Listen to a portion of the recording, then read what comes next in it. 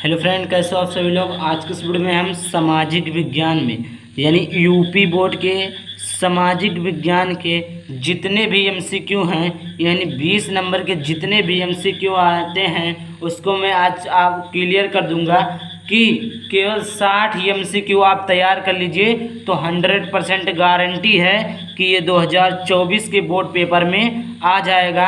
आज हम सामाजिक विज्ञान के सभी एमसीक्यू का द एंड करने वाले हैं। 60 इम्पॉर्टेंट एमसीक्यू में लेकर आया हूँ, बस इतना तैयार कर लो, आपका एमसीक्यू में 20 में 20 ही मेरी गारंटी है कि आ जाएगा।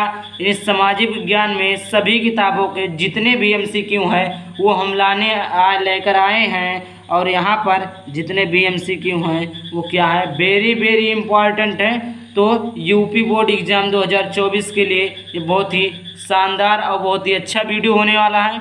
तो वीडियो को पूरा देखिएगा ताकि आपको अच्छे से समझ में आ जाए। देखिए, हमने बहुत सारा लेकर आया है जो कि स्पेशली यूपी बोर्ड एग्ज़ाम 2024 के लिए है, वो के क्लास 10 के लिए। तो सबसे पहले हमारा पहला एमसीक्यू है कि यंग इटली के संस्थापक कौन थे। हमने 4 एमसीक्यू क्यों नहीं लिया, क्योंकि आप इसमें कंफ्यूज हो जाते हैं, इसीलिए हमने केवल एक लिखा है ताकि आप कंफ्यूज ना हो। यानी यंग इटली के संस्थापक कौन थे, तो यंग इटली के संस्थापक बिस्मार्क थे। उसके बाद में दूसरा है फ्रांसीसी क्रांति हुई। फ्रांसीसी क्रांति का प्रारंभ किस वर्ष हुआ, तो फ्रांसीसी क्रांति का प्रारंभ 1709। क्वेश्चन आ सकता है कि राष्ट्रवाद का प्रारंभ जिस देश से हुआ है, या दूसरी प्रकार से क्वेश्चन आ सकता है कि राष्ट्रवाद का प्रारंभ सर्वप्रथम किस देश से हुआ, तो ये फ्रांस से हुआ था। उसके बाद में चौथा है जर्मनी के एकीकरण का श्रेय किसे दिया गया था, तो जर्मनी का एकीकरण आप लोग पढ़े होंगे, ऑटोमन बिस्मार्क को दिया गया था। ये बहुत ही इंपॉर्टेंट है, इसको याद कर लेना, नहीं तो बहुत पछताओगे, ये मेरा वादा है। ठीक, इस 60 एमसीक्यू को याद करने के बाद में ये समझ लीजिए कि आपका 20 नंबर तो रखा है। उसके बाद में और सभी क्वेश्चन को मैं क्लियर कराऊंगा, लेकिन पहले आप इसको क्लियर कर लीजिए। नेपोलियन की पराजय कब हुई, तो नेपोलियन की पराजय 1815 ईस्वी में हुई। उसके बाद में अगला है 6वां, महात्मा गांधी दक्षिण, यहाँ पर दक्षिण रहेगा, दक्षिण अफ्रीका से कब लौटे, तो 1915 ईस्वी में महात्मा गांधी दक्षिण अफ्रीका से लौटे थे। उसके बाद में 7वां है महात्मा गांधी ने असहयोग आंदोलन 1920 ईस्वी में चलाया। पूना पैक्ट किन दो नेता के बीच हुई, तो पूना पैक्ट 2 नेता के बीच में यानी महात्मा गांधी और डॉक्टर अंबेडकर के बीच में हुई थी।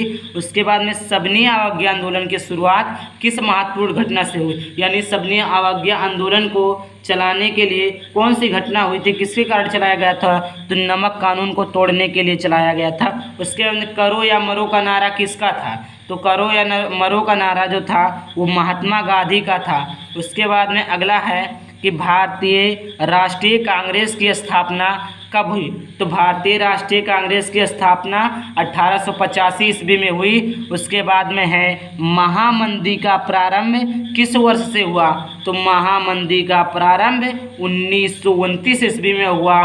अफ्रीका में किस बीमारी के प्रसार से अधिकांश जानवरों की मृत्यु हो गई थी, तो अधिकांश जानवरों की मृत्यु रेडर पेस्ट से हुई थी, जो कि एक छगड़ी वाली बीमारी थी। उसके बाद में हमारा अगला है प्रथम विश्व युद्ध का प्रारंभ किस वर्ष हुई, तो प्रथम विश्व युद्ध की प्रारंभ 1914 ईस्वी में हुई।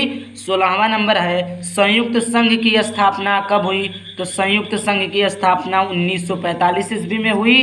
17 नंबर है आजीवीय संसाधन जिसमें जान नहीं पाया जाता, वो कौन सा संसाधन है, चट्टान, यानी आजीवीय जिसमें जान नहीं पाया जाता है। ठीक, उसके बाद में 18वां नंबर है निम्नलिखित में से एक मिट्टी का प्रकार नहीं, यानी काली पीली लाली सब क्या मिट्टी का प्रकार है, लेकिन जो हमारा सीमेंट है ये मिट्टी का प्रकार नहीं है। उसके बाद में 19 नंबर है चाय की खेती के लिए कौन सी मिट्टी उपयुक्त है, यानी चाय की जहाँ पर खेती की जाती है वहाँ की मिट्टी कौन सी रहती है, तो लेटराइट मिट्टी रहती है।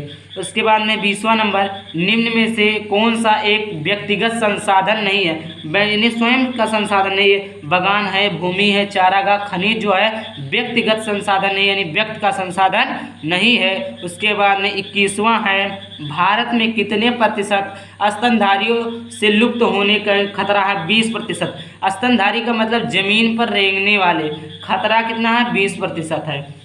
22 है, चिपको आंदोलन संबंधित वन संरक्षण, वन को काटने के लिए एक आंदोलन किया गया था जिसे वन संरक्षण कहते हैं। जो पेड़ के चिपको आंदोलन जो था वो पेड़ के चारों तरफ हाथ से हाथ पकड़कर चिपके रहते थे, उसी का नाम था हमारा वन संरक्षण यानी चिपको आंदोलन। भारत में सबसे पहले वन एवं वन जीव संरक्षण अधिनियम किस वर्ष लागू किया गया? तो ये लागू किया गया था 1972 ईस्वी में। उसके बाद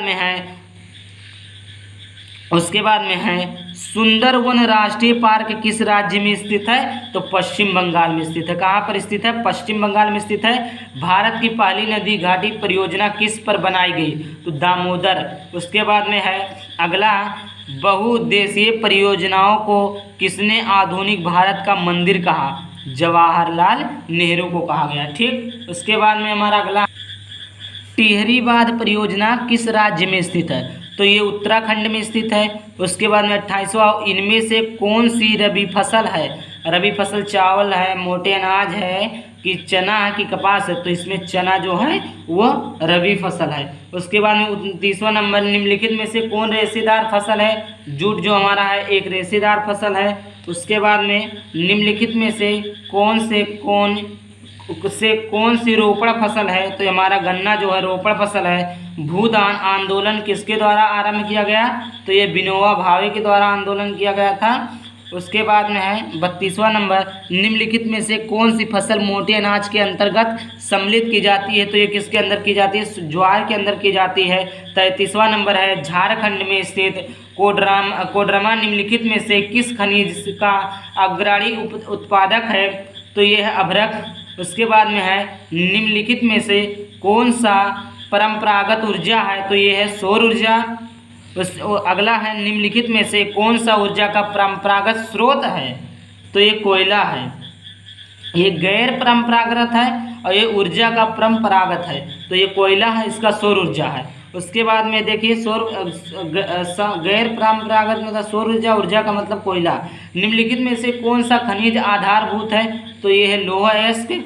उसके बाद में अगला है, निम्नलिखित में से कौन से दो दूरस्थ स्थित स्थान हैं जो पूर्वी पश्चिमी गलियारों से जुड़े हैं? तो ये है हमारा सिलचर, पोरबंदर। उसके बाद में अगला है, दो राज्यों के बीच वस्तुओं का आदान प्रदान कहलाता है राष्ट्रीय व्यापार, यानी दो राज्य जैसे एक बिहार हो गया, एक उत्तर प्रदेश हो गया, इसके बीच जो वस्तु आदान प्रदान होगी उसको हम राष्ट्रीय यानी राष्ट्र का व्यापार कहेंगे। उसके बाद में हमारा अगला है 39, भारत में वायु परिवहन का राष्ट्रीयकरण कब किया गया? तो भारत में वायु परिवहन का राष्ट्रीयकरण कब किया गया? तो 1953 ईस्वी में किया गया था। ठीक, उसके बाद में 40वां नहीं लिखे हैं, वो आगे लिखा होगा। तो 41वां हमारा है, बेल्जियम में किस प्रकार की सरकार है? तो बेल्जियम में सामुदायिक सरकार यानी समुदाय का सरकार है। श्रीलंका स्वतंत्र राष्ट्र कब घोषित किया गया? तो श्रीलंका 1948 ईस्वी में स्वतंत्र राष्ट्र घोषित किया गया। बेल्जियम की सामुदायिक सरकार में निम्नलिखित में से किस मध्य सत्ता में साझेदारी है? तो ये है विभिन्न सामाजिक समूहों के मध्य। उसके बाद में श्रीलंका में कौन सा बहुसंख्यक वर्ग है यानी बहुत ज़्यादा है, यानी सिंगली भाषा बोलने वाले? निम्नलिखित में से कौन सा संघीय राज्य है? निम्नलिखित नहीं लिखा, लेकिन आप लोग समझ जाइए कि कौन सा संघीय राज्य है। तो दिल्ली हमारा एक संघीय राज्य है। किसमें महिलाओं के आरक्षण सुनिश्चित है?